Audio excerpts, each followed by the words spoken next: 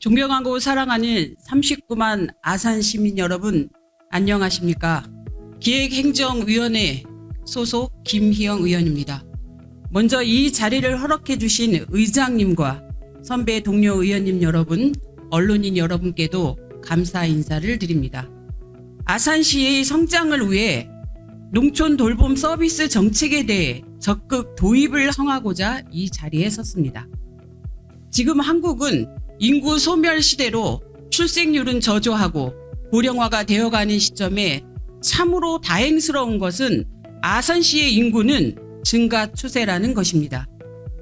다만 인구의 양극화 현상이 두드러지고 있기에 우리 시의 장점은 살리고 단점은 보완하는 데 필요한 정책이 무엇인가? 그 해답은 바로 농촌 정책에서 찾아야 할 것입니다. 농촌 정책의 바람직한 방향은 농업이 종사하는 사람에 국한하는 것이 아닌 농촌 지역의 공동체 활성화에 대해 지원하는 것이라 생각됩니다. 아산시는 2022년 농촌협약대상 자치단체로 선정되어 국비 300억을 확보하고 23년부터 5년간 연차 사업으로 기초생활 거점 센터를 설치하는 것을 계획하고 있고, 국가적으로는 농촌 돌봄 서비스 활성화 지원 사업을 시행하고 있습니다. 농촌 돌봄 서비스 지원 사업은 농촌 사회의 문제를 해결하고 인구 유입을 촉진하는 데 중요한 역할을 할 수 있습니다. 첫째, 농촌 돌봄 서비스 지원 사업은 농촌 지역의 사회적 연대와 공동체를 강화하는 데 기여합니다. 농촌 지역은 대체로 도시와의 거리나 교통 문제 등으로 인하여 고립감을 느끼고 싶습니다. 이로 인해 사회적 지원이 부족하고 특히 취약계층은 더욱 큰 어려움을 겪고 있습니다.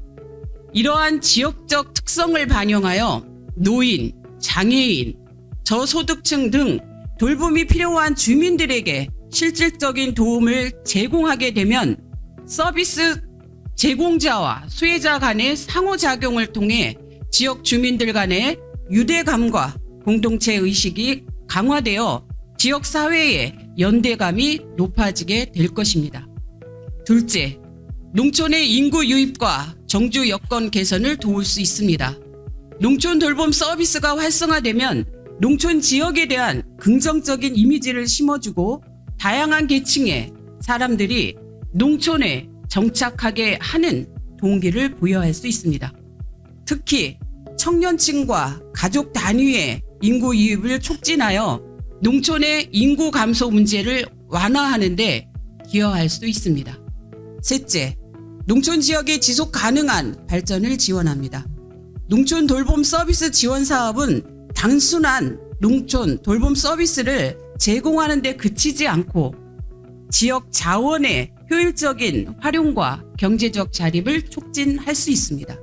예를 들어 일자리 창출로 이어질 수 있으며, 농촌 지역의 자원을 활용한 서비스 제공은 지역 내 경제 순환을 촉진하고 지역 자원의 가치를 높이는 데 기여할 것으로 봅니다.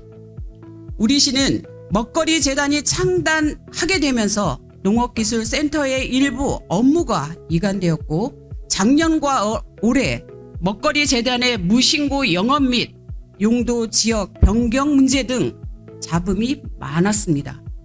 그에 반해 박경기 시장은 먹거리 재단이 농촌 활성화 사업까지 확대해야 한다고 주장합니다. 본 의원 또한 농촌 활성화 사업을 확대하는 것이 동의는 하나 현재 중구 남방으로 흩어져 있는 농촌 활성화 사업에 대해 정책적인 검토와 조직의 변화가 필요한 시점이라 생각됩니다. 또한 농업기술센터의 충남형 마을 만들기 사업, 먹거리 재단의 마을 만들기 사업 등에 대한 업무가 재정립되어야 합니다. 이와 더불어 농촌 돌봄 서비스 활성화 지원 사업을 확대하는 것이 바람직하며, 농촌 돌봄 서비스 지원 사업에 활성화시키는 것이 지역사회의 균형 잡힌 발전과 농촌 지역의 긍정적인 변화에 기여할 수 있고 그 또한 효과적인 전략으로 자리 잡을 것입니다.